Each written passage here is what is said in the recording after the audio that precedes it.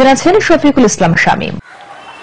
জি mister Mrs Sharmin, আমি শুনতে পাচ্ছি যে আমি এখন আছি ঘটনাস্থলে, এখানে টাইগার বাসে পাহাড়ের উপরে।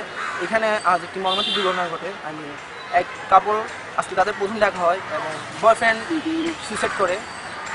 মেন কাহিনী হচ্ছে তাদের 5-6 মাস রিলেশন ছিল ফেসবুকে, কেউ কখনো দেখেনি। আজ তাদের প্রথম দেখা হয় এবং প্রথম দেখায় ছেলেটি সদৃশ্য আবিষ্কার করে সে এতদিন ধরে একটি ফেক আইডির সাথে প্রেম করছে এবং সে দুঃখ সইতে না পেরে সে পাহাড়ের উপর থেকে লাফিয়ে পড়ে আত্মহত্যা করে। এবং এরপর ঘটনাটি ঘটে দুপুর 2টার দিকে। তো 2টার পর এখন এ পর্যন্ত একটু আগে কথা বললাম পুলিশের সাথে, পুলিশ ঘটনাটি তদন্ত করছে এবং তারা যে ক্রিমিনাল যার কারণে ঘটনাটি ঘটলো আইপ্যাডে স্ট্রেস করে সেই ছেলেটিকে ধরার চেষ্টা করছে, তার টোটাল ইনভেস্টিগেট করছে, তারা ফার্দার ইনভেস্টিগেশন চালাচ্ছে। এখন এখন দেখো না আর জানতাম না ভাইয়া, আপনারা একটু সরেন, রিপোর্টিং। যাই হোক, এখন এরপর র্যাব সাথে মহাপরিচালকের সাথে সরাসরি কথা হয় আমাদের।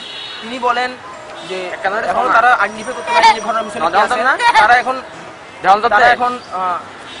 তারা এখন চেষ্টা করছে যে জন্য যে ঘটনাটি ভাই আপনারা সরেন না। এই বিষয়ে ভিকটিমের পরিবারের সাথে কথা বলে জানা যায় যে ছেলেটির নাম আদর এবং সে চিটাং ইউনিভার্সিটিতে পড়ে, ফার্স্ট ইয়ারে জুলজি ডিপার্টমেন্টে। তো